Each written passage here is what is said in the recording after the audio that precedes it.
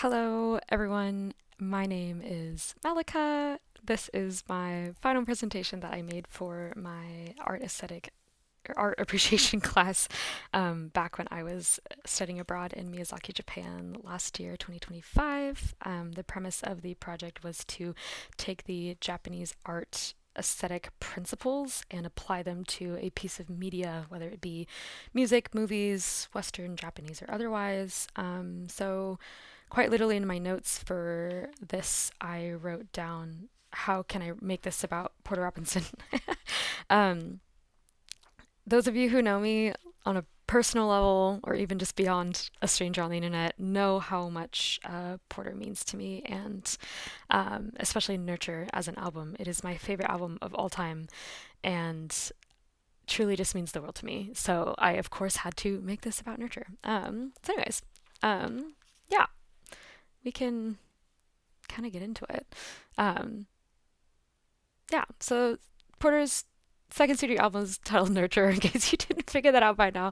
Um, it's not, and it's not only like influenced by Japan and music and things like that, but it's also includes a lot of the Japanese aesthetic principles. So this is the cover art in case you weren't aware. And yeah, also a disclaimer. One, I'm like really not a YouTuber. I'm not a video maker. I will just try to record this in one go because I don't know how else to do it.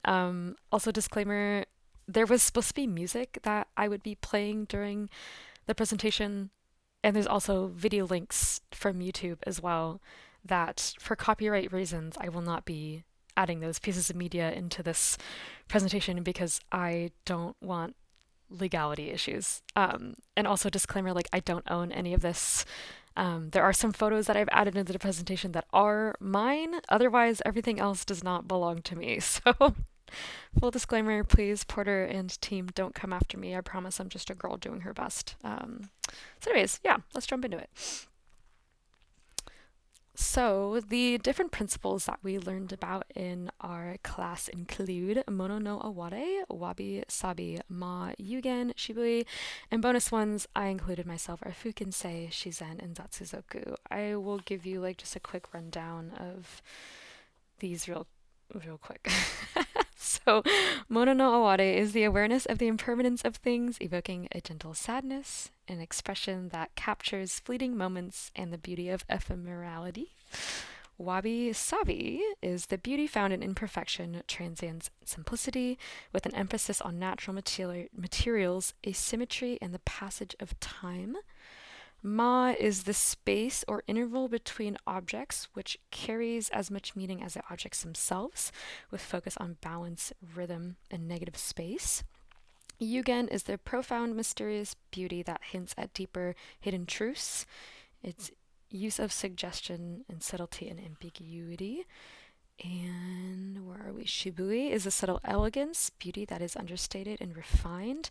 It's quiet simplicity that avoids being flashy and loud. Fukinsei is about irregularity, imbalance, inequality, and harmony found in asymmetry. It denies perfection and states how nature is not perfect or symmetrical. Shizen directly translates to nature in Japanese, but more so human connection to it as a source of inspiration. It conveys how everything is connected. Tatsuzoku is about creative openness. It encourages breaking free from traditional conventions, to live without prejudices, and to reject conformity. It argues that creativity and individuality do not have to adhere or conform to imposed social conventions. So, first, we're just going to talk about Nurture as an album. Nurture is Porter Robinson's second studio album. It was released April 23rd, 2021. Shout out to my day ones. A whopping 7 years after his first album, Worlds, was released in 2014. And a lot had happened to Porter during this time that influenced the writing and the sounds on the album. The whole album gives a sense of Datsuzoku. It was incredibly different than anything he had released previously and had caused a lot of discourse because of it. Porter really embraced his creative individuality and went in an entirely different direction with his art and kind of just said, fuck you, I'm going to make whatever music I want to make. And I think that's just cool. I think that's like, I love Porter because of that.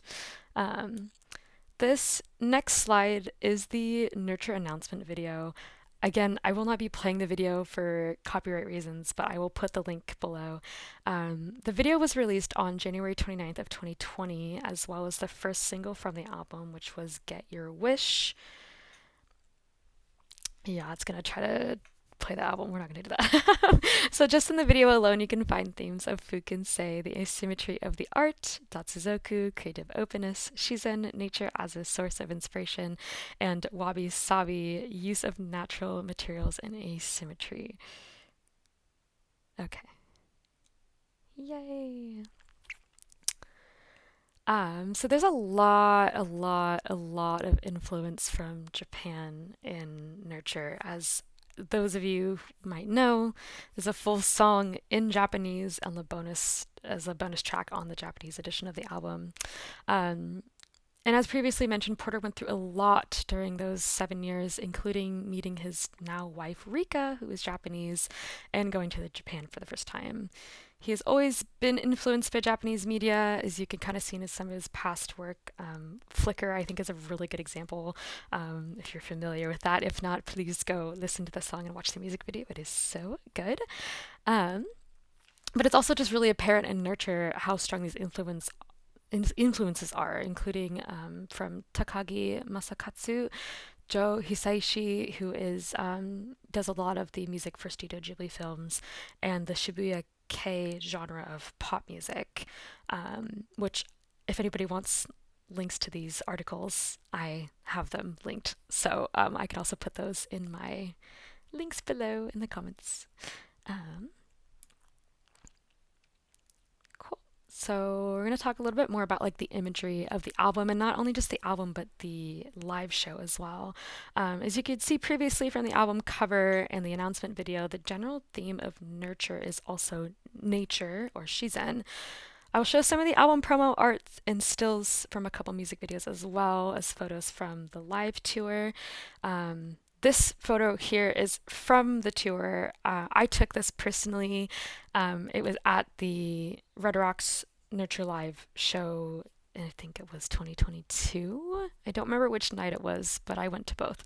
And I actually have this quote tattooed on me, because I think it's so important and so cool. I think that this is a really great example of Shizen, not only in the nature aspect, but also in the sense that everything is connected. And we have that. We see that in the phrase, everything we need is already here. So, already seeing a lot of that. Plus, like the imagery, there's a lot of plants, a lot of green. That's very apparent, and you see that a lot coming up.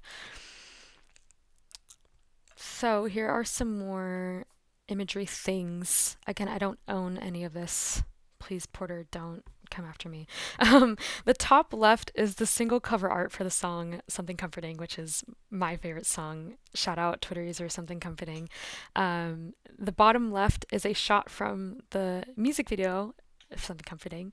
The top middle is a screenshot from the music video for Look at the Sky, and the bottom right is just some album imagery. You see that kind of throughout everything, music videos inside the booklets for the album art, things like that. The top right is the alternate album cover, and this was only released in the special edition box set.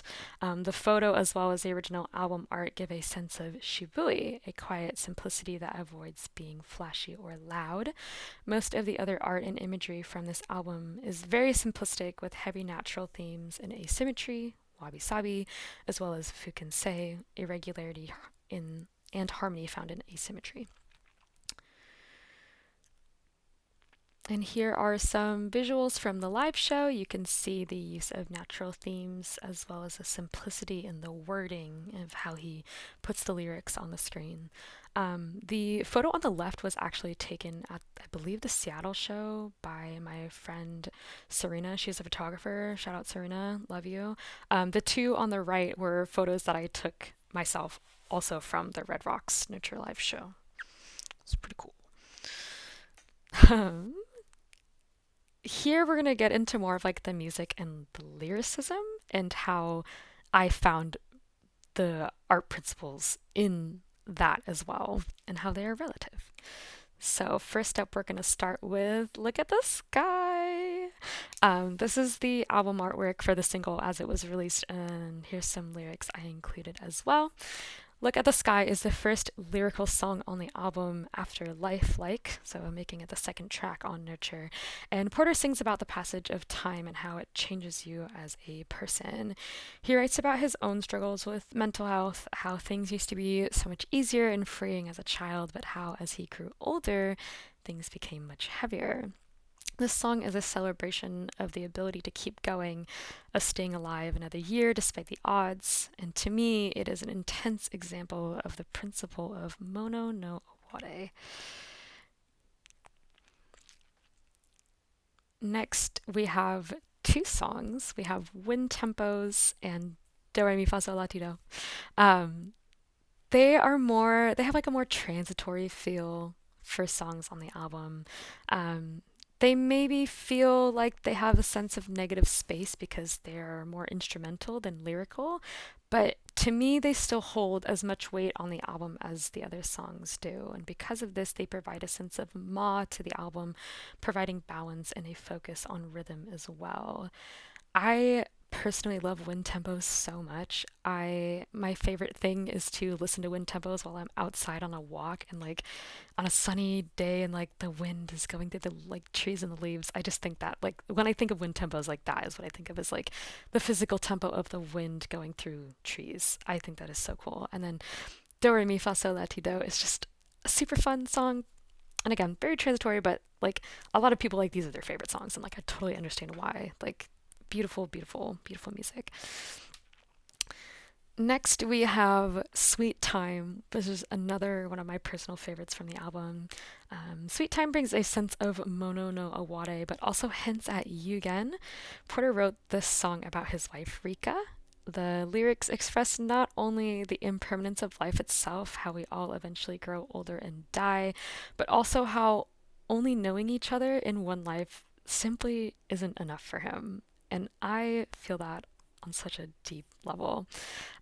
It's an incredibly bittersweet song with this profound undertone of just how fleeting life is, about not being afraid to die necessarily, but rather the fear of not having enough time to spend with the person that you love. Um, Someday I want to duet this song with Porter. There's two different parts to it. There's like his voice, and then there's like the upper voice, and it's kind of a duet. And someday I think I would like that. Porter, if you're watching this, hey bestie, would love that for me. Okay, and last but not least is Full Moon Lullaby. I talked about this song earlier. Again, there's a video on YouTube. I will link it below. Obviously, I can't play it. It's also a fan made like lyric video, so there's not an official like Porter team made video for this song.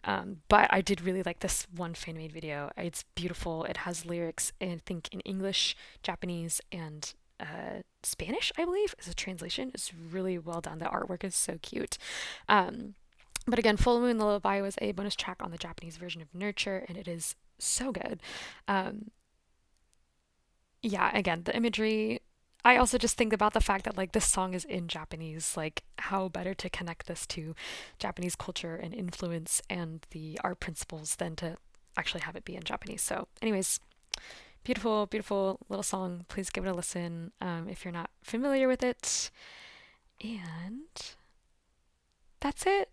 Thank you so much. Thanks for listening. Again, I really have put this off for months making this presentation and putting it on like a public format. I feel like I'm okay at public presenting, but when I'm like just sitting in my room like recording audio for a video, I just feel really stupid and silly. So if you've made it to the end, thank you so much. I love you, and I am virtually giving you a little kiss on the cheek. Um, and again, for those of you that aren't aware of Porter and of Nurture, I hope you learned something, but I also truly hope that you like genuinely listen to this album. It is my favorite album of all time. It is a piece of art that has truly saved and changed my life. I could literally talk about this album for hours. This video is already almost 15 minutes long, which is crazy. It's so much longer than my presentation. But anyways, yeah, I included this little everything we need is already here picture that I took, which I also I think is just so cool and perfect and wonderful. And also pictures of Porter and I. The left is when I met him for the first time at When We Were Young festival in 2024, and he was playing his Smile Tour show next door at a different venue, and randomly I just ran into him. I didn't go to the Smile Tour show, obviously. I was at the festival seeing My Chemical Romance. Thank you. Um, but that was the first time I met him. It was like such a crazy serendipitous moment. And the one on the far right is when I met him after a Capitol Block Party in Seattle in summer of 2025. So, yeah. Porter, if you're watching this, I just want to say thank you again for everything. Um, Nurture is a part of my life and everything that I do. And without your art and without your influence, I would not be standing here, sitting here as a person today, but also just would be a very different person. So thank you. I love you. I miss you. I hope I get to see you again soon. Yeah, anyways, that's all I have. Thank you.